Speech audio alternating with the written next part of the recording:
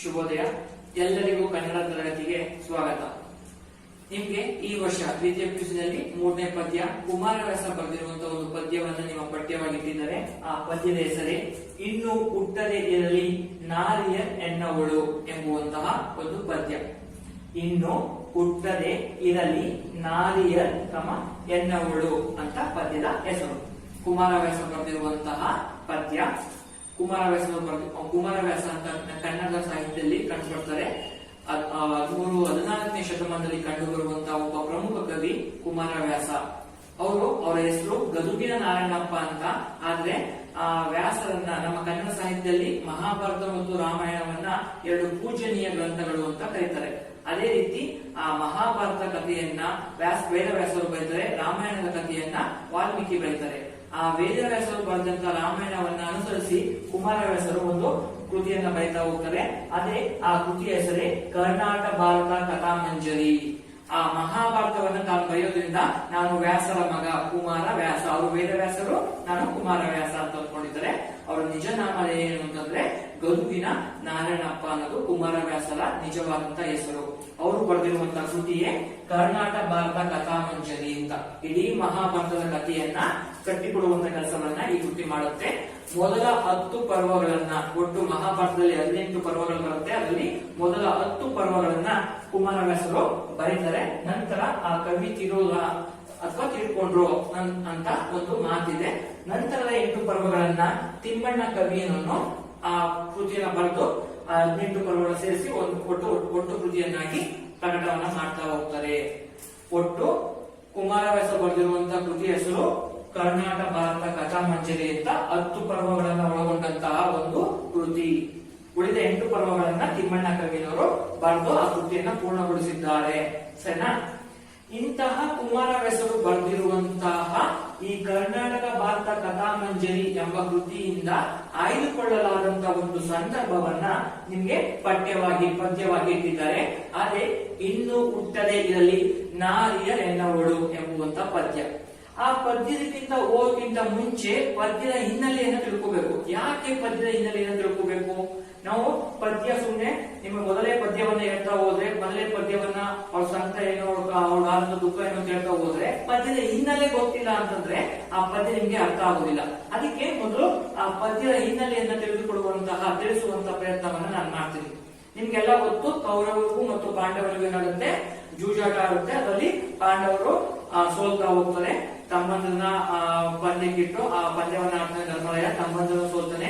ಹೆಂಡತಿಯಾದ ದ್ರೌಪದಿಯನ್ನ ಅಡವಿಟ್ಟು ಅವಳನ್ನು ಸೋಲ್ತಾನೆ. ದ್ರೌಪದಿಯ ವಸ್ತ್ರಾಭರಣವನ್ನ ಮಾಡಲಾಗುತ್ತೆ. ಆ ಸಮಯಕ್ಕೆ ಕೃಷ್ಣ ಬಂದು ದ್ರೌಪದಿಯ ಮಾನವನ ರಕ್ಷಣೆ ಮಾಡ್ತಾರೆ. ಇದೆಲ್ಲ ಗೊತ್ತು. ಇದಾದ ನಂತರ ಏನಾಗುತ್ತೆ ಅಂದ್ರೆ ಆ ದುರ್ಯೋಧನ ಆ ಪಾಂಡವರಿಗೆ ಒಂದು ಶಿಕ್ಷೆಯನ್ನ ಕೊಡ್ತಾನೆ. ಏನು ಆ ಶಿಕ್ಷೆ ಅಂದ್ರೆ, ಆ ಪಾಂಡವರು 12 ವರ್ಷ ವನವಾಸವನ್ನ ಮಾಡಬೇಕು. ವನವಾಸ ಅಂದ್ರೆ ಕಾಡಿನಲ್ಲಿ ವಾಸ ಮಾಡಬೇಕು. 1 ವರ್ಷ ಅಜ್ಞಾತವಾಸ ಮಾಡಬೇಕು. ಅಜ್ಞಾತವಾಸ ಅಂದ್ರೆ ಏನು ಅಂತಂದ್ರೆ, ಅವರು ಪಾಂಡವರು ಅಂತ ಯಾರು ಗೊತ್ತಾಗ್ಬಾರ್ದು, ಉಳಿದವರಿಗೆ ಇವರು ಪಾಂಡವರು ಅಂತ ಯಾರು ಗೊತ್ತಾಗ್ಬಾರ್ದು. ಆ ರೀತಿ ವಾಸವನ್ನ ಮಾಡುವುದಕ್ಕೆ ಅಜ್ಞಾತವಾಸ ಅಂತ ಕರೀತಾರೆ. 12 ವರ್ಷ ವನವಾಸ, 1 ವರ್ಷ ಅಜ್ಞಾತವಾಸ. ಒಂದು ವೇಳೆ ಇವರು ಅಜ್ಞಾತವಾಸದಲ್ಲಿ ಇರುವಾಗ ಅವರು ಪಾಂಡವರು ಅಂತ ಯಾರು ಗೊತ್ತಾಗ್ಬಿಟ್ರೆ ಪುನಃ ಏನಾಗುತ್ತೆ ಶಿಕ್ಷೆ, ಪುನಃ 1 ಡಬಲ್ ಆಗುತ್ತೆ. ಪುನಃ 12 ವರ್ಷ ವನವಾಸ, 1 ವರ್ಷ ಅಜ್ಞಾತವಾಸ ಅಂತ ಆಗುತ್ತೆ. ಇದು ದುರ್ಯೋಧನ ಕೊಟ್ಟಿರುವಂತಹ ಒಂದು ಶಿಕ್ಷೆ. ಆ ಶಿಕ್ಷೆ ಪ್ರಕಾರವಾಗಿ ಪಾಂಡವರು ಏನ್ ಮಾಡ್ತಾರೆ, 12 ವರ್ಷಗಳ ಕಾಲ ವನವಾಸವನ್ನ ಮಾಡ್ತಾರೆ. ಇನ್ನು 1 ವರ್ಷ ಅಜ್ಞಾತವಾಸವನ್ನ ಮಾಡಬೇಕು. ಅಜ್ಞಾತವಾಸ ಅಂದ್ರೆ ನಾವು ಪಾಂಡವರು ಅಂತ ಯಾರು ಗೊತ್ತಾಗ್ಬಾರ್ದು, ಆ ರೀತಿ ವಾಸವನ್ನ ಮಾಡಬೇಕು. ಏನ್ ಮಾಡ್ಬೇಕು, ಯಾರ ಸ್ಥಾನಕ್ಕೆ ಹೋಗ್ಬೇಕು ಅಂತ ಯೋಚನೆ ಮಾಡಿದಾಗ ಅವ್ರಿಗೆ ಒಳ್ಳೆಯುವಂತದ್ದೇ ವಿರಾಟ ರಾಜನ ಆಸ್ಥಾನ. ಯಾಕೆಂದ್ರೆ ಈ ವಿರಾಟ ರಾಜನ ಆಸ್ಥಾನದಲ್ಲಿ ಕೀಚಕ ಒಬ್ಬ ಇರ್ತಾನೆ. ಆ ಕೀಚಕ ಬಲಶಾಲಿಯಾಗಿರ್ತಾನೆ. ಸೊ ಅಲ್ಲಿಗೆ ಯಾರು ಬರೋದಿಲ್ಲ, ದುರ್ಯೋಧನ ಬರೋದಕ್ಕೆ ಹೋಗೋದಿಲ್ಲ. ಅವಾಗ ನಾವು ನೆಮ್ಮದಿಯಿಂದ ಇರ್ಬೋದು 1 ವರ್ಷಗಳ ಕಾಲ ಅಂತ. ಈ ಪಾಂಡವರೆಲ್ಲ ವಿವಿಧ ವೇಷಗಳಲ್ಲಿ ಬೇರೆ ಬೇರೆ ವೇಷ ಹಾಕೊಂಡು ಪಾಂಡವರು ಗೊತ್ತಾಗ್ಬೋದು ಬೇರೆಯವ್ರಿಗೆ. ಆ ರೀತಿ ವಿವಿಧ ವೇಷಗಳಲ್ಲಿ ಹೋಗಿ ಎಲ್ಲಾ ಪಾಂಡವರು, ಧರ್ಮರಾಯ, ಭೀಮ, ಅರ್ಜುನ, ನಕುಲ, ಸಹದೇವ ಮತ್ತು ದ್ರೌಪದಿ ಎಲ್ಲ ಹೋಗಿ ಈ ವಿರಾಟ ರಾಜನ ಆಸ್ಥಾನಕ್ಕೆ ಹೋಗಿ ಸೇರ್ಕೋತಾರೆ. ಬೇರೆ ಬೇರೆ ಹೆಸರಿನಿಂದ ಹೋಗಿ ಸೇರ್ಕೋತಾರೆ. ಯಾವುದು ನೋಡಿ, ಧರ್ಮರಾಯ ಕನಕಭಟ್ಟ ಎಂಬ ಪುರೋಹಿತನ ವೇಷದಲ್ಲಿ ಹೋಗಿ ವಿರಾಟ ರಾಜನ ಆಸ್ಥಾನಕ್ಕೆ ಸೇರ್ಕೋತಾರೆ. ನಾನೊಬ್ಬ ಕನಕಭಟ್ಟ, ನನ್ನ ಹೆಸರು ಕನಕಭಟ್ಟ, ನಾನೊಬ್ಬ ಬ್ರಾಹ್ಮಣ, ನಾನು ಪುರೋಹಿತ ಮಾಡೋನು, ಜೊತೆಗೆ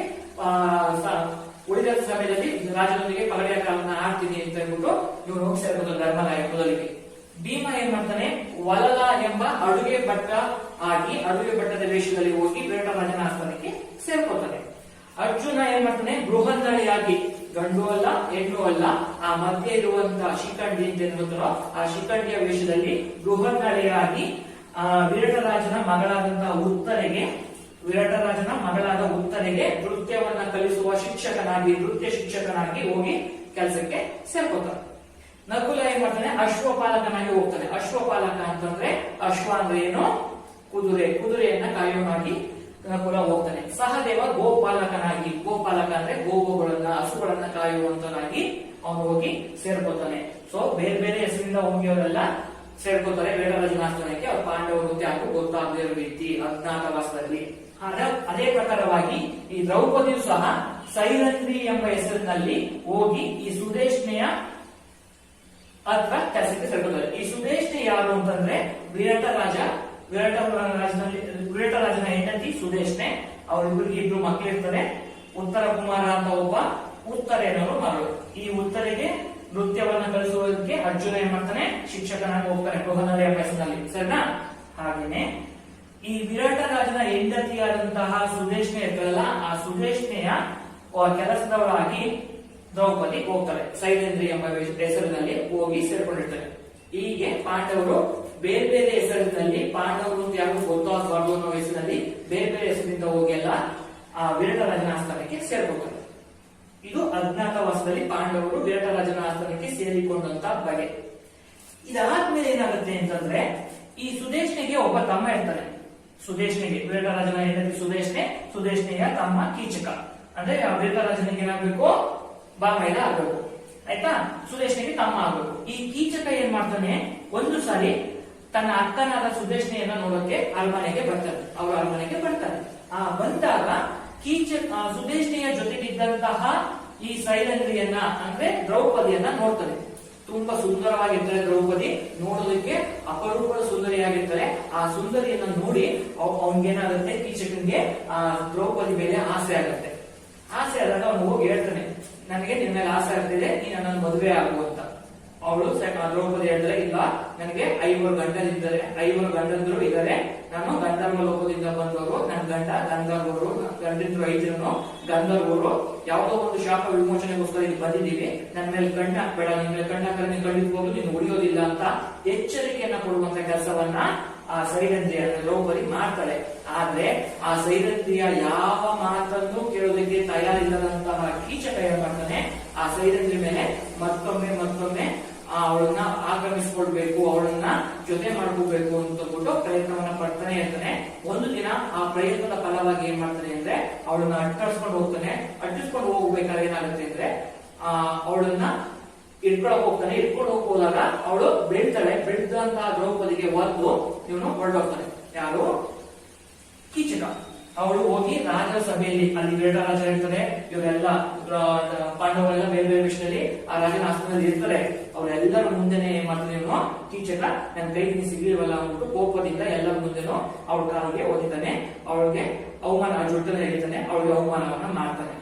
ಯಾರು? ಕೀಚಕ ಆ ಸೈರಂಧ್ರಿ ವೇಷದಲ್ಲಿ ಇರುವಂತಹ ದ್ರೌಪದಿಗೆ ಅವಮಾನವನ್ನ ಮಾಡ್ತಾನೆ. ಆಗ ಕೋಪಗೊಂಡಂತಹ, ಆಗ ಬೇಜಾರಾದಂತಹ, ಆಗ ನೋವನ್ನ ಅನುಭವಿಸಿದಂತಹ, ಆಗ ಅವಮಾನವನ್ನ ಅನುಭವಿಸಿದಂತಹ ದ್ರೌಪದಿಯ ಮನಸ್ಥಿತಿ ಹೇಗಿತ್ತು, ಅವಳು ಆ ಅವಮಾನಕ್ಕೆ ಯಾವ ರೀತಿ ಪ್ರತಿಕ್ರಿಯೆಯನ್ನ ತೀರ್ಸ್ಕೊತಾಳೆ ಎಂಬುದನ್ನ ವಿವರಿಸುವ ಸಂದರ್ಭದಲ್ಲಿ ಬರುವ ಮುಖ್ಯವಾದ ಭಾಗವನ್ನ ನಿಮ್ಮ ಪಠ್ಯವಾಗಿ ಇಟ್ಟಿದ್ದಾರೆ.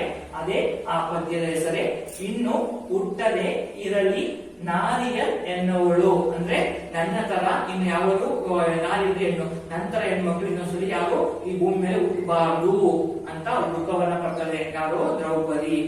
ಅಂತಹ ದ್ರೌಪದಿ ಯಾವ ರೀತಿ ಸಂಕಟವನ್ನ ಕೊಟ್ಟಳು, ಅವಳಾದ ನೋವೇನು, ಆ ನೋವಿಗೆ ಅವಳು ಪ್ರತಿಕಾರವನ್ನ ಯಾವ ರೀತಿ ತಿಳಿಸ್ಕೊಳ್ಳೋಕೆ ಪ್ರಯತ್ನವನ್ನ ಪಟ್ಲು ಎಂಬುದನ್ನ ನಿಮ್ಮ ಈ ಪದ್ಯದಲ್ಲಿ ಕೊಟ್ಟಿದ್ದಾರೆ.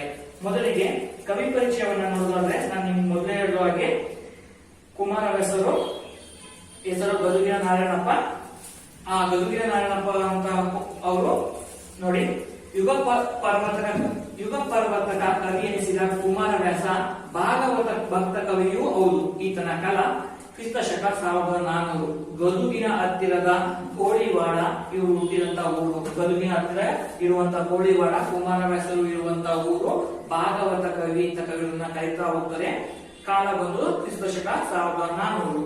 ಇವರ ನಿಜವಾದ ಹೆಸರು ನಾರಾಯಣಪ್ಪ ಅಂತ. ನೋಡಿ 3ನೇ ಸಾಲಲ್ಲೇ ಕೊಟ್ಟಿದ್ದಾರೆ. ಪುಟ ಸಂಖ್ಯೆ 27 ಇದೆ. ವ್ಯಾಸರ ಮೇಲಿನ ಪ್ರೀತಿ ಗೌರವ ಆದರಗಳಿಂದ ತನ್ನನ್ನ ಕುಮಾರವ್ಯಾಸ ಎಂಬುದಾಗಿ ಕರೆದುಕೊಂಡಿದ್ದಾರೆ. ಅಂದ್ರೆ ಆ ವ್ಯಾಸರನ್ನೇ ಅನುಸರಿಸಿ ಕೃತಿಯನ್ನು ಬರೆದಿದ್ದಾರೆ. ಆ ವ್ಯಾಸರ ಬಗ್ಗೆ ಇರುವಂತಹ ಪ್ರೀತಿಗೋಸ್ಕರ, ಅವ್ರ ಮೇಲೆ ಇರುವ ಅಭಿಮಾನಕ್ಕೋಸ್ಕರ ತನ್ನ ಹೆಸರನ್ನ ಕುಮಾರವ್ಯಾಸ ಅಂತ ಬದಲಿಸಿಕೊಂಡಿದ್ದಾರೆ. ನೋಡಿ ಮುಂದಿನ ಪದವಿದೆ. ಕುಮಾರವ್ಯಾಸನ ಕೃತಿಯ ಹೆಸರು ನಮ್ಮ ಮೊದಲನೇ ಕರ್ನಾಟ ಭಾರತ ಕಥಾಮಂಜರಿ. ಕುಮಾರವ್ಯಾಸ ಭಾರತ, ಗದುಗಿನ ಭಾರತ ಅಂತೆಲ್ಲ ಪ್ರಸಿದ್ಧಿಯಾಗಿದೆ. ಅಂದ್ರೆ ಇದೇ ಕೃತಿಗೆ ಕುಮಾರವ್ಯಾಸ ಭಾರತ ಅಂದ್ರೆ ಕುಮಾರವ್ಯಾಸ ಬರೆದಿರುವಂತಹ ಭಾರತ ಕುಮಾರವ್ಯಾಸ ಭಾರತ, ಅಥವಾ ಅವರು ಗದುಗಿನ ಕವಿ ಬರೆದಿರುವಂತಹ ಗದುಗಿನ ಭಾರತ ಅಂತೆಲ್ಲ ಪ್ರಸಿದ್ಧಿಯಾಗಿದೆ. ನೋಡಿ, ವ್ಯಾಸರ ಮೂಲ ಸಂಸ್ಕೃತದ ಭಾರತದ 18 ಪರ್ವಗಳಲ್ಲಿ ಮೊದಲ 10 ಪರ್ವಗಳನ್ನ ಕುಮಾರವ್ಯಾಸನು ಬಾಮಿನಿ ಷಟ್ಪದಿಯಲ್ಲಿ ಅನುವಾದಿಸಿದ್ದಾನೆ. ಮೊದಲೇ 10 ಪರ್ವಗಳನ್ನ ಬಾಮಿನಿ ಷಟ್ಪದಿಯಲ್ಲಿ ಕರ್ನಾಟ ಭಾರತ ಕಥಾಮಂಜರಿ ಅಥವಾ ಕುಮಾರವ್ಯಾಸ ಭಾರತ ಅಥವಾ ಗದುಗಿನ ಭಾರತ ಎಂಬ ಹೆಸರಿನಲ್ಲಿ 10 ಪರ್ವಗಳನ್ನ ಕುಮಾರವ್ಯಾಸ ಬರೆದಿದ್ದಾರೆ. ಮೂಲ ಕೃತಿಯನ್ನ ಅನುಸರಿಸಿದರೂ ಕವಿಯು ತನ್ನ ಕಾವ್ಯದ ಅಪಾರವಾದ ಪ್ರತಿಭಾ ಶಕ್ತಿಯನ್ನ ಮೆರೆದಿದ್ದಾನೆ. ಕನ್ನಡ ದೇಶೀಯ ಸೊಗಡು, ಔಚಿತ್ಯಪೂರ್ಣವಾದ ರೂಪಕಗಳು ಕಾವ್ಯಕ್ಕೆ ಅಪರೂಪವಾದಂತಹ ಕಳೆಯನ್ನ ತಂದುಕೊಟ್ಟಿವೆ. ರೂಪಕ ಸಾಮ್ರಾಜ್ಯ ಚಕ್ರವರ್ತಿ ಎನಿಸಿದ ಕುಮಾರವ್ಯಾಸನು ಆಡಿದನೆಂದರೆ ಕಲಿಯುಗ ದ್ವಾಪರವಾಗುವುದು, ಭಾರತ ಕಣ್ಣಲ್ಲಿ ಕುಣಿಯುವುದು ಎಂಬುದಾಗಿ ಕುವೆಂಪುರವರು ಮೆಚ್ಚುಗೆ ಸೂಚಿಸುವುದರಲ್ಲಿ ಅತಿಶಯೋಕ್ತಿ ಇಲ್ಲ. ಅಂದ್ರೆ ಆ ವ್ಯಾಸರು ಬರೆದಿರುವಂತಹ ಭಾರತವನ್ನೇ ಬರೆದಿರು ಸಹ ಇದರಲ್ಲಿ ಅವರು ಏನ್ ಮಾಡಿದ್ದಾರೆ ಅಂದ್ರೆ ತಮ್ಮದೇ ಆದಂತಹ ಕವಿತಾ ಶಕ್ತಿಯನ್ನ ಮೆರೆದಿದ್ದಾರೆ. ದೇಶೀಯ ಸೊಬಗನ್ನ, ದೇಶೀಯ ಪದಗಳನ್ನ ಮೆರೆದಿದ್ದಾರೆ. ಜೊತೆಗೆ ಕುಮಾರವ್ಯಾಸನು ಆಡಿದೆಂದರೆ ಕಲಿಯುಗ ದ್ವಾಪರವಾಗುವುದು. ಕಲಿಯುಗ ಅಂತಂದ್ರೆ ಈಗಿರುವಂತಹ ಯುಗ ನಮಗೆ ಮಹಾಭಾರತ ಯುಗಕ್ಕೆ ಕೊಂಡು ಹೋಗುತ್ತೆ ಅಂತ ಕುವೆಂಪುರವರು ಕುಮಾರವ್ಯಾಸನ ಒಂದು ಪದ್ಯವನ್ನ, ಕುಮಾರವ್ಯಾಸನ ಕೃತಿಯನ್ನ ಕುರಿತು ಆಡಿ ಹೊಗಳುತ್ತಿದ್ದಾರೆ. ಇದರಲ್ಲಿ ಯಾವುದೇ ರೀತಿಯ ಹೆಚ್ಚುಗಾರಿಕೆ ಇಲ್ಲ ಅಂತ ಹೇಳ್ಬೋದು. ನೋಡಿ, ಕಾವ್ಯ ಭಾಗದ ಹಿನ್ನೆಲೆ. ಪ್ರಸ್ತುತ ಇನ್ನು ಹುಟ್ಟದೇ ಇರಲಿ ನಾರಿಯರೆನ್ನವಳು ಪಠ್ಯ ಭಾಗವನ್ನ ಕರ್ನಾಟಕ ಭಾರತ ಕಥಾಮಂಜರಿ ಕೃತಿಯ ವಿರಾಟ ಪರ್ವದ 3ನೇ ಸಂಧಿಯಿಂದ ಆಯ್ದುಕೊಂಡಿದೆ. ಅಂದ್ರೆ ಅದು ಒಟ್ಟೆ 10 ಪರ್ವಗಳಿದೆ ಅಂತ ಆ ಪರ್ವಗಳಲ್ಲಿ ವಿರಾಟ ಪರ್ವ ಅಂತ ಒಂದಿರುತ್ತೆ. ಆ ವಿರಾಟ ಪರ್ವದ 3ನೇ ಸಂಧಿಯಿಂದ, ಇದು ಕನ್ನಡ ಸಂಖ್ಯೆ 3ನೇ ಸಂಧಿಯಿಂದ ಈ ಪದ್ಯವನ್ನ ಆಯ್ದುಕೊಳ್ಳಲಾಗಿದೆ. ಆಯ್ತಾ? ಪಾಂಡವರು 1 ವರ್ಷದ ಅಜ್ಞಾತವಾಸದ ಅವಧಿಯನ್ನ ವಿರಾಟ ರಾಜನ ಆಶ್ರಯದಲ್ಲಿ ವೇಷ ಮರೆಸಿಕೊಂಡು ಬೇರೆ ಬೇರೆ ಹೆಸರುಗಳಿಂದ ವಿವಿಧ ವೃತ್ತಿಯಲ್ಲಿ ತೊಡಗಿಸಿಕೊಂಡು ಕಾಲ ಕಳೆಯುತ್ತಿರುತ್ತಾರೆ. ದ್ರೌಪದಿ ಕೂಡ ಸೈರಂಧ್ರಿ ಎಂಬ ಹೆಸರಿನಲ್ಲಿ, ಮೊದಲಿದೆ ನೋಡಿ, ಸೈರಂಧ್ರಿ ಎಂಬ ಹೆಸರಿನಲ್ಲಿ ವಿರಾಟ ರಾಜನ ಹೆಂಡತಿಯಾದಂತಹ ಸುದೇಶ್ನೆ, ಇಲ್ಲೇ ನೋಡಿ, ಸುದೇಶ್ನೆಯ ದಾಸಿಯಾಗಿರುತ್ತಾಳೆ. ಸುದೇಶಿಯ ತಮ್ಮನಾದಂತಹ ಕೀಚಕನು ಒಮ್ಮೆ ದಾಸಿ ಸೈರಂಧ್ರಿಯನ್ನ ಕಂಡು ಮೋಹಿತನಾಗುತ್ತಾನೆ. ಆಗಾಗ ಪದೇ ಪದೇ ಅವಳನ್ನ ಕೆಣಕುತ್ತಾ ಪೀಡಿಸುತ್ತಿರುತ್ತಾನೆ. ಒಮ್ಮೆಯಂತೂ ವಿರಾಟ ರಾಜನ ಓಲಗದಲ್ಲಿ ಅಂದ್ರೆ ದರ್ಬಾರಲ್ಲಿ ದ್ರೌಪದಿಯನ್ನ ಹಿಡಿಯಲು ಯತ್ನಿಸಿ ಸಾಧ್ಯವಾಗದಿದ್ದಾಗ ಕಾಲಿನಿಂದ ಒಡೆದು ಅವಮಾನಿಸುತ್ತಾನೆ. ಅವನು ಹಿಡಿಯಕ್ಕೆ ಹೋಗ್ತಾನೆ, ಅವಳು ಆ ಸಭೆಗೆ ಹೊರಟೋಗ್ತಾಳೆ. ವಿರಾಟ ರಾಜ ಮತ್ತು ಪಾಂಡವರು ಇರುವಂತ ಎಲ್ಲ ರಾಜ್ಯಸಭೆಗೆ ಹೊರಟೋಗ್ತಾಳೆ. ಆ ಕೈ ಹಿಡಿಯಕ್ಕೂ ಆಗಲ್ಲ ಹೊಟ್ಟೆ ಕಿಶಿನಿಂದ ಅಥವಾ ಬೇಸರದಿಂದ ಏನ್ ಮಾಡ್ತಾನೆ, ಕಾಲಿನಿಂದ ಒಲಿತಾನೆ ದ್ರೌಪದಿಗೆ. ಯಾರು? ಕೀಚಕ.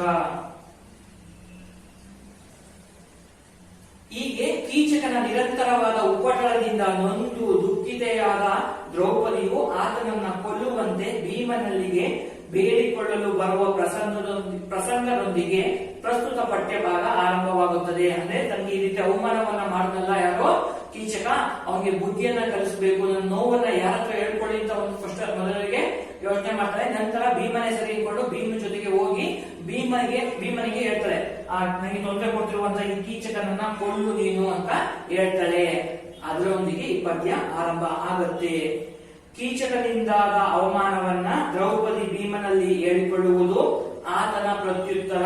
ಕೊನೆಗೆ ಭೀಮನನ್ನ ಕೆಣಕಿ ಅವನ ಶೌರ್ಯವನ್ನ ಬಡಿದೆಬ್ಬಿಸಿ ಅಣಿಗೊಳಿಸುವ ರೀತಿ ಮುಂತಾದವುಗಳು ನಾಟಕೀಯತೆಯಿಂದ ಕೂಡಿ ನೃತ್ಯವಾಗಿ ಮೂಡಿ ಬಂದಿದೆ. ಅಂದ್ರೆ ಮೊದಲಿಗೆ ಹೋಗಿ ಭೀಮ ಅಂತ ಕೇಳಿದಾಗ ಭೀಮ ಒಪ್ಪೋದಿಲ್ಲ. ಒಪ್ಪದಿರುವಂತ ಭೀಮನನ್ನ ಅವನಿಗೆ ಮರೆಯಾದಂತಹ ಶೌರ್ಯವನ್ನ ಬಡಿದೆಬ್ಬಿಸುವಂತಹ ಕೆಲಸವನ್ನ ಜೊತೆಗೆ ತನ್ನ ಕಾರ್ಯವನ್ನ ಸಾಧಿಸಿದೆ. ಅದರ ಮೂಲಕ ಯಶಸ್ವಿಯಾದಂತಹ ದ್ರೌಪದಿಯ ಚಿತ್ರಣವನ್ನ ಈ ಪದ್ಯ ಭಾಗ ನಮಗೆ ಕಟ್ಟಿಕೊಡುತ್ತೆ. ಅದು ಯಾವ ರೀತಿ ಏನನ್ನ ಕಟ್ಟಿಕೊಡುತ್ತೆ, ಹೇಗೆ ಕಟ್ಟಿಕೊಡುತ್ತೆ ಅನ್ನೋದನ್ನ ಪದ್ಯವನ್ನ ಓದಿದ್ರೆ ಗೊತ್ತಾಗುತ್ತೆ. ಮೊದಲು ಪದ್ಯಕ್ಕೆ ನಾವು ಪದ್ಯವನ್ನ ಓದ್ಬೇಕಾದ್ರೆ ಕೆಲವು ಹಂತಗಳನ್ನ ಕೆಲವು ನಿಯಮಗಳನ್ನ ಏನ್ ಮಾಡ್ಬೇಕು ಅಂದ್ರೆ ಅಳವಡಿಸಿಕೊಳ್ಬೇಕು. ಯಾಕೆಂದ್ರೆ ಈ ಪದ್ಯದ ಹೆಸರನ್ನೇ ಓದುವಾಗ ಅಲ್ಲಿ ಬಿಡಿಸ್ಕೊಳ್ಬೇಕು. ನೋಡಿ, ಇನ್ನು ಹುಟ್ಟದೆ ಈ ಕಾಮಕೊಂಡು ಇರಲಿ, ನಮ್ಗೆ ಸುಲಭವಾಗಿ ಅರ್ಥ ಆಗುತ್ತೆ.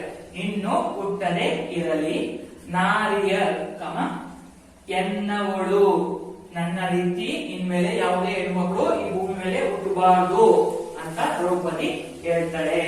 ಈ ರೀತಿ ಪ್ರತಿಯೊಂದು ಪದವನ್ನ ಬಿಡಿಸಿಕೊಂಡಾಗ ಓದೋದಕ್ಕೆ ಸುಲಭವಾಗಿ ಅರ್ಥ ಆಗುತ್ತೆ. ಅದೇ ಸಮಯದಲ್ಲಿ ಪದ್ಯದ ಬಿಡಿಸಿ ಓದೋ ಜೊತೆಗೆ ಆ ಪದ್ಯದ ಅರ್ಥವನ್ನ ಅಲ್ಲೇ ಬರ್ಕೊಂಡ್ರೆ ಏನಾಗುತ್ತೆ ಅಂದ್ರೆ ನಮ್ಗೆ ಪದ್ಯ ಸುಲಭವಾಗಿ ಅರ್ಥ ಆಗುತ್ತೆ. ಅವಾಗ ನಮ್ಗೆ ಯಾವುದೇ ರೀತಿ ಕನ್ನಡವನ್ನ ಇದು ನಡುಗನ್ನಡ ಬರುತ್ತೆ, ನಡುಗನ್ನಡವನ್ನ ಓದೋದಕ್ಕೆ ಕಷ್ಟ ಆಗುವುದಿಲ್ಲ.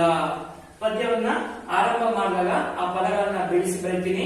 ಆ ಬಿಡಿಸಿ ಬರೆದು ಪ್ರತಿಯೊಂದು ಪದಕ್ಕೂ ಅರ್ಥವನ್ನ ಬರೆದು ಆ ಓದೋದು ಹೇಗೆ, ಅರ್ಥ ಹೇಗೆ, ಏನನ್ನ ಹೇಳ್ಕೊಡ್ತಿದ್ದಾನೆ ಕವಿ ಎಂಬುದನ್ನ ವಿವರಿಸಿ ಕೊಡ್ತೀನಿ. ಈಗ ಪದ್ಯವನ್ನ ಆರಂಭಕ್ಕಿಂತ ಮುಂಚೆ ಆ ಪದ್ಯವನ್ನ ಬಿಡಿಸಿ ಓದೋದು ಹೇಗೆ, ಅದನ್ನ ಹೇಗೆ ಬಿಡಿಸ್ಕೋಬೇಕು, ಯಾವ ಅಕ್ಷರಗಳನ್ನ ಸೇರಿಸಬೇಕು, ಯಾವ ಅಕ್ಷರಗಳನ್ನ ಸೇರಿಸಬಾರ್ದು ಅನ್ನೋದನ್ನ ಮೊದಲಿಗೆ ತಿಳಿಸ್ಕೊಡ್ತೀನಿ. ಇದನ್ನ ಬಿಡಿಸಿ ಓದ್ಬೇಕಾಗತ್ತೆ. ನೋಡಿ, ಮೊದಲಿಗೆ ಓದ್ತೀನಿ.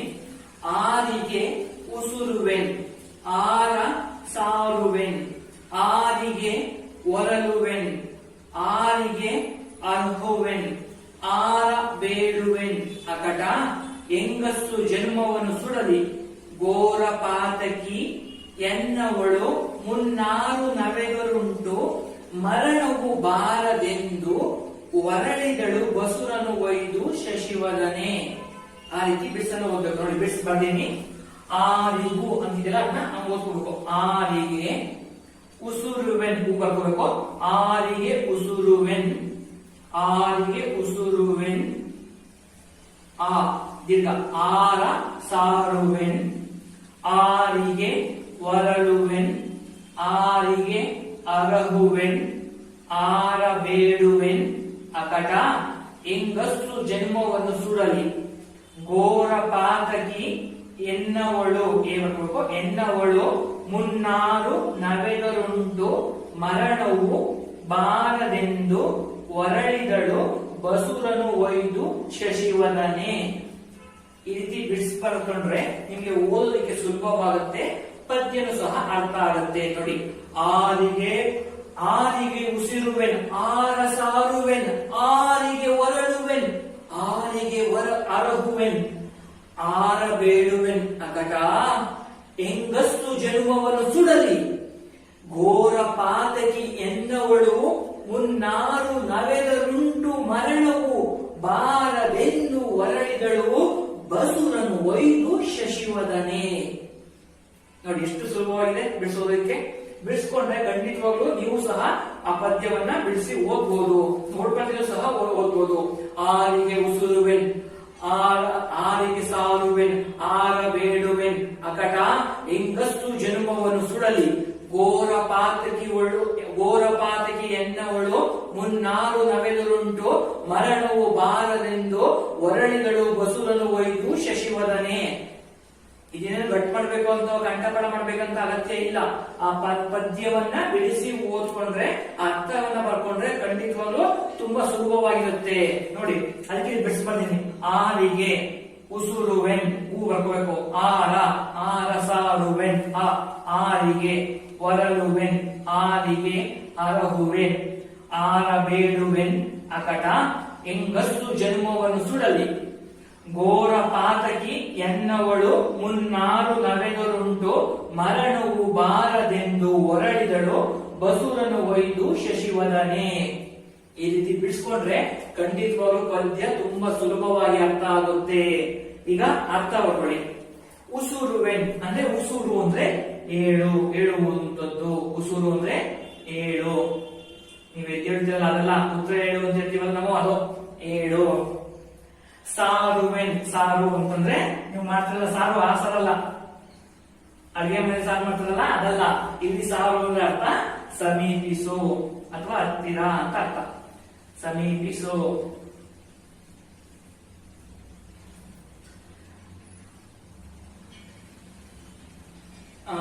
ನೆಕ್ಸ್ಟ್ ಅಕಟ. ಇಲ್ಲಿ ನೋಡಿ, ಇಲ್ಲಿಲ್ಲ ಅಕಟ. ಅಕಟ ಅಂದ್ರೆ ಅಯ್ಯೋ ಅಂತ ಅರ್ಥ. ಅಕಟ ಅಂದ್ರೆ ಅಯ್ಯೋ.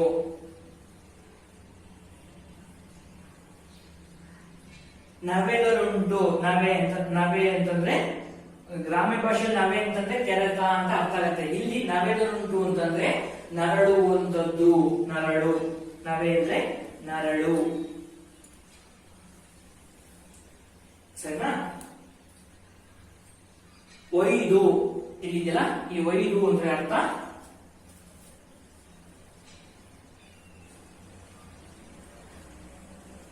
ಒಯ್ದು ಅಂತಂದ್ರೆ ಹೊಡೆದುಕೊಂಡು. ಹೊಡೆದುಕೊಂಡು.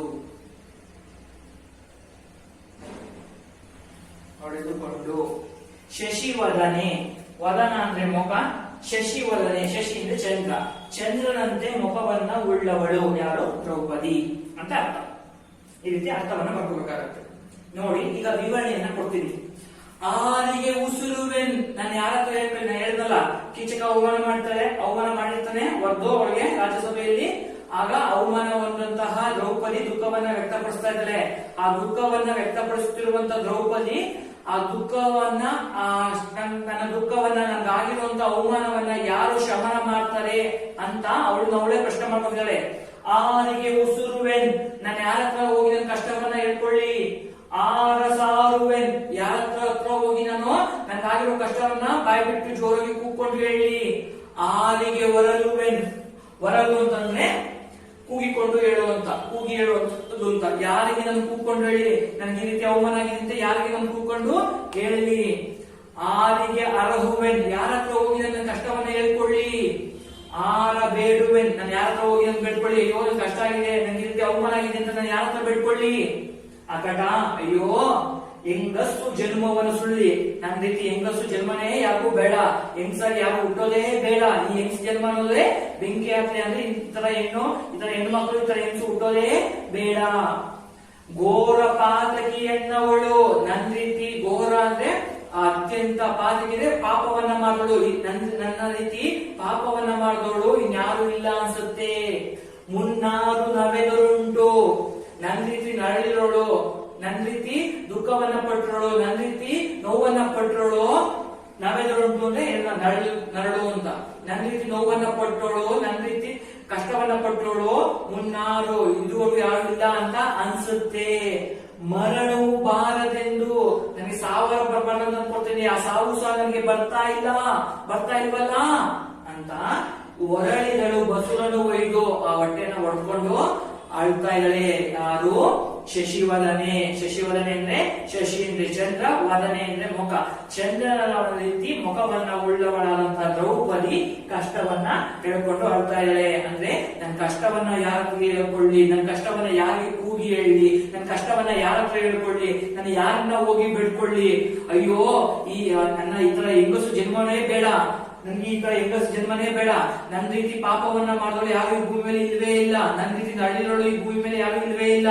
ಆ ಸಾವು ಕೂಡ ನನ್ನ ಹತ್ರ ಬರ್ತಾ ಇಲ್ವಲ್ಲ ಅಂತ ಅಂದ್ಕೊಂಡು ಆ ಬಸಿರನ್ನ ಹೊಟ್ಟೆನ ಬಡ್ಕೊಂಡು ಏನ್ ಮಾಡುದು, ರೋಧಿಸ್ಲು, ಅಳ್ತಾ ಇದ್ಲು. ಯಾರು? ಆ ಶಶಿವದನೆ. ಶಶಿವದನೆ ಅಂದ್ರೆ ಚಂದ್ರನಂತೆ ಮುಖವನ್ನ ಉಳ್ಳವಳಾದಂತಹ ದ್ರೌಪದಿ. ನೋಡಿ ಎಷ್ಟು ಸುಲಭವಾಗಿದಲ್ವಾ? ಆ ಪದವನ್ನ ಬಿಡಿಸಿ ಆ ಅರ್ಥವನ್ನ ಬರ್ಕೊಂಡ್ರೆ ಪ್ರತಿಯೊಂದು ಪದ್ಯವೂ ಸಹ ಇದೇ ರೀತಿ ಅರ್ಥ ಆಗತ್ತೆ. ಮುಂದಿನ ಪದ್ಯವನ್ನು ನೋಡೋಣ.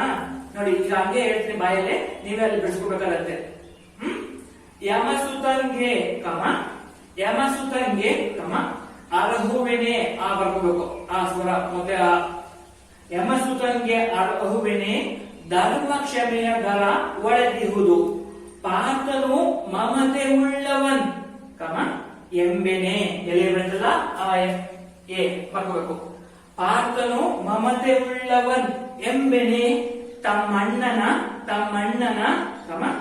ಆಜ್ಞೆಯಲ್ಲಿ ಆ ದೀರ್ಘ ಆಜ್ಞೆಯಲ್ಲಿ ಭ್ರಮಿತನಾಗಿಹನು ಕ್ರಮ ಉಳಿದರಿಬ್ಬರು ಬರ್ಕೋಬೇಕು. ಉಳಿದರಿಬ್ಬರು ರಮಣೀಯರ್ ಕ್ರಮ ಈವರ್ ಈ ದೀರ್ಘ ಈವರ್ ಕ್ರಮ ಈ ನಾಯ ಕೊಲ್ಲಲ್ ಕ್ರಮ ಅಕ್ಷಮರು ಅಂತ ಬರ್ಕೋಬೇಕು. ಆನಸಲ್ಲಿ ಆ ಅಂತ ಬರ್ಕೋಬೇಕು. ಅಕ್ಷಮರು ನಿಸ್ಸಂದೇಹವೆಂದಳು ತನ್ನ ಮನದೊಳಗೆ. ಅರ್ಥ ಆಯ್ತಾ ನೋಡಿ. ಯಮಸುತನ್ಗೆ ಅರ್ಹುವಿನಿ ಧರ್ಮ ಕ್ಷಮೆಯ ದರ ಒಡೆದಿಹುದು. ಪಾರ್ಥನು ಮಮತೆ ಉಳ್ಳವನ್ ಎಂಬೆನೆ ತಮ್ಮಣ್ಣನ ಆಜ್ಞೆಯಲ್ಲಿ ಭ್ರಮಿತನಾಗಿಹನು. ಉಳಿದರಿಬ್ಬರು ರಮಣೀಯರ್ ಈ ನಾಯ ಕೊಲ್ಲಲ್ ಅಕ್ಷಮರು ನಿಸ್ಸಂದೇಹವೆಂದಳು ತನ್ನ ಮನದೊಳಗೆ. ಆ ಪದವನ್ನ ಸರಿಯಾಗಿ ಬಿಡಿಸ್ಕೊಂಡ್ರೆ ಖಂಡಿತವಾಗ್ಲೂ ಅದು ತುಂಬಾ ಸುಲಭವಾಗಿ ಅರ್ಥ ಆಗುತ್ತೆ. ಪದಗಳ ಅರ್ಥ ಬರ್ಕೋಬೇಕಾಗತ್ತೆ ನೋಡಿ. ಅರ್ಥ ಬರ್ಕೋಬೇಕು. ಯಮಸುತ ಯಮನ ಸುತ ಅಂದ್ರೆ ಮಗ. ಯಮನ ಮಗ ಯಾರು? ಧರ್ಮರಾಯ. ನಿಮ್ಗೆ ಗೊತ್ತಿರ್ಬೋದು, ಪಾಂಡವರ ತಾಯಿ ಕುಂತಿ ಒಬ್ಳೆ, ಅದ್ರ ತಂದೆಯರು ಬೇರೆ. ಧರ್ಮರಾಯ ಯಮನ ಮಗ, ಭೀಮ ವಾಯುಪುತ್ರ ಅಂದ್ರೆ ವಾಯುವಿನ ಮಗ ಅಥವಾ ಗಾಳಿಯ ಮಗ, ಅರ್ಜುನ ಇಂದ್ರನ ಮಗ, ನಕುಲ ಮತ್ತು ಸಹದೇವರು ಅಶ್ವಿನಿ ದೇವತೆಗಳಿಗೆ ಹುಟ್ಟಿದಂತಹ ಮಕ್ಕಳು. ಹಾಗೆ ಇಲ್ಲಿ ಯಮಸುತ ಅಂದ್ರೆ ಮಗ, ಯಮನ ಮಗನಾದಂತಹ ಧರ್ಮರಾಯ. ಯಮಸುತ ಅಂದ್ರೆ ಧರ್ಮರಾಯ, ಯಮನ ಮಗ ಧರ್ಮರಾಯ. ಪಾರ್ಥ ಅಂದ್ರೆ ಅರ್ಜುನ, ಅರ್ಜುನಿಗಿರುವಂತ ಹೆಸರು ಪಾರ್ಥ. ಮಧ್ಯಮ ಪಾಂಡವ ಅಂತ ಕರೀತಾರೆ, ಪಾರ್ಥ ಅಂತ ಕರೀತಾರೆ. ಗರ ಅಂದ್ರೆ ದೆವ್ವ.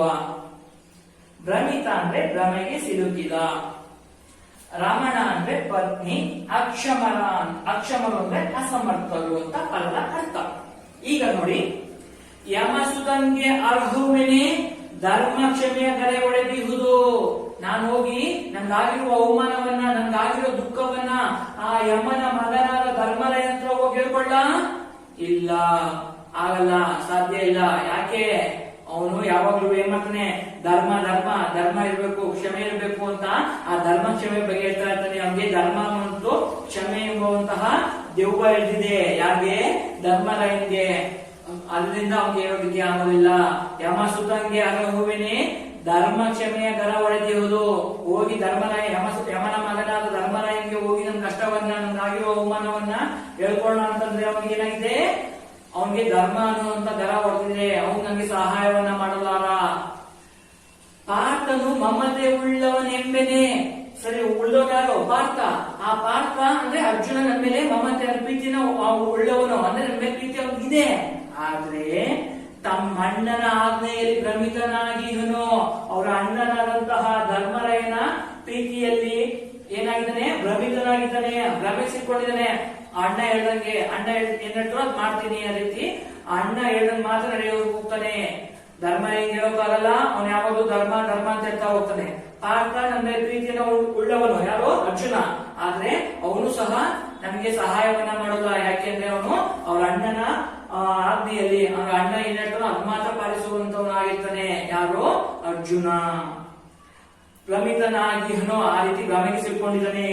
ಉಳಿದರಿಬ್ಬರು ಯಾರು? ನಕುಲ ಮತ್ತು ಸಹದೇವ ರಮಣೀಯರು. ಉಳಿದ ಇಬ್ಬರು ಗಂಡಿರ್ತಿದ್ರಲ್ಲ ಅವರು ಈ ನಾಯ ಕೊಲ್ಲಲ್. ಈ ನಾಯಿ, ಇಲ್ಲಿ ನಾಯಿ ಅಂತ ಪದವನ್ನ ಬಳಸ್ತಾ ಇದ್ದಾರೆ. ನಾಯಿ ಅಂದ್ರೆ ಯಾರು?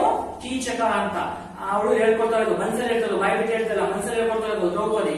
ಈ ನಾಯಿ ಅಂದ್ರೆ ಕೀಚಕನನ್ನ ನಾಯಿ ಅಂತ ಹೇಳ್ತಿದ್ದಾರೆ. ಈ ನಾಯ ಕೊಲ್ಲಲ್, ಈ ಕೀಚಕನನ್ನ ಕೊಲ್ಲೋದಕ್ಕೆ ಅಕ್ಷಮರು ಅವ್ರ ಕೈಲಿ, ಅಸಮರ್ಥರು ಅವ್ರ ಕೈಲಿ ಆಗೋದಿಲ್ಲ. ನಕುಲ ಸಹದೇವ ಕೈಲಿ ಆಗೋದಿಲ್ಲ. ನಿಸ್ಸಂದೇಹವೆಂದಳು, ಇದರಲ್ಲಿ ಯಾವುದೇ ಸಂದೇಹ ಇಲ್ಲ ಅಂತ ಅನ್ಕೊಂಡು ತನ್ನ ಮನದೊಳಗೆ, ಅವಳ ಮನಸ್ಸಿನೊಳಗೆ ಅನ್ಕೊಂಡು, ಯಾರು? ದ್ರೌಪದಿ. ಯಮಸುತನ್ಗೆ ಅರ್ಹುವಿನಿ ಯಮನ ಮಗನಾದ ಧರ್ಮರಾಯನ್ಗೆ ಹೇಳೋಣ? ಇಲ್ಲ, ಅವನ್ಗೆ ಧರ್ಮ ಅನ್ನುವಂತಹ ದೆವ್ವ ಮೆಟ್ಕೊಂಡಿದೆ, ಅಥವಾ ದೆವ್ವ ಆಗಿದೆ, ಅಥವಾ ದೆವ್ವ ಬಂದಿದೆ. ಯಾವಾಗಲೂ ಧರ್ಮ ಇರಬೇಕು, ಸತ್ಯ ಇರಬೇಕು ಅಂತ ಹೇಳ್ತಾ ಹೋಗ್ತಾನೆ. ನನಗೆ ಅವನಿಂದ ಯಾವುದೇ ಸಹಾಯ ಆಗೋದಿಲ್ಲ. ಪಾರ್ಥನು ಮಮತೆ ಉಳ್ಳವನೆಂಬೆನೆ. ಪಾರ್ಥ ಅಂದ್ರೆ ಅರ್ಜುನ ನನ್ನ ಪ್ರೀತಿನ ಉಳ್ಕೊಂಡಿದ್ದಾನೆ. ಆದ್ರೆ ಅವನು ಅವರ ಅಣ್ಣನ ಧರ್ಮನ ಆಜ್ಞೆಯಲ್ಲಿ, ಧರ್ಮರಾಯನ ಆಜ್ಞೆಯಲ್ಲಿ ಅವನು ಹೇಳೋದು ಮಾತ್ರ ಹೇಳ್ತಾನೆ, ನನ್ ಸಹಾಯವನ್ನ ಮಾಡೋಲ್ಲ. ಉಳಿದ ಇಬ್ಬರು ರಮಣೀಯರು, ಉಳಿದ ಇಬ್ಬರು ಯಾರು, ನಕುಲ ಮತ್ತು ಸಹದೇವ, ಈ ನಾಯ ಈ ಕೀಚಕ ನಾಯಿಯನ್ನ ಕೊಲ್ಲೋದಕ್ಕೆ ಅಕ್ಷಮರು, ಅವ್ರ ಕೈಲಿ ಆಗೋದಿಲ್ಲ, ಅಸಮರ್ಥರು ಅವರು, ಯಾರು, ನಕುಲ ಮತ್ತು ಸಹದೇವ ಅಂತ ಅನ್ಕೊಂಡ್ರು.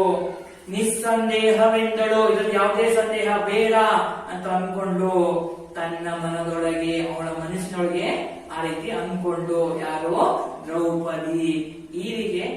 ದ್ರೌಪದಿ ಏನ್ ಮಾಡ್ತಾಳೆ, ಈ ರೀತಿ ನೋವನ್ನ ಅನುಭವಿಸ್ತಾ ಇರ್ತಾಳೆ. ಯಾರ ಹತ್ರ ಹೇಳ್ಕೊಳ್ಳಿ, ನನ್ನ ನೋವನ್ನ ಯಾರ ಹತ್ರ ಹೇಳ್ಕೊಳ್ಳಿ ಅಂತ ಅವಳೇ ತನ್ನ ಮನಸ್ಸಿನಲ್ಲಿ ಲೆಕ್ಕಾಚಾರವನ್ನ ಆಗ್ತಾ ಇರ್ತಾಳೆ. ಬಹುಶಃ ಕವಿಯ ಪರಿಚಯ, ಕೃತಿಯ ಪರಿಚಯ, ಆ ಪಠ್ಯದ ಪರಿಚಯ ಮತ್ತು 2 ಪದ್ಯವನ್ನ ಬಿಡಿಸಿ ಅದರ ಅರ್ಥ ಬರೆದು ಅದರ ವಿವರಣೆ ಇವತ್ತಿನ ತರಗತಿಗೆ ಇಷ್ಟು ಸಾಕು ಅನ್ಸುತ್ತೆ. ಅರ್ಥ ಆಗಿದೆ ಅಂತ ಅನ್ಕೊಂಡಿದೀನಿ. ಮುಂದಿನ ತರಗತಿಯಲ್ಲಿ ಮುಂದಿನ ಪದ್ಯಗಳನ್ನ ಮಾಡ್ತೇವೆ.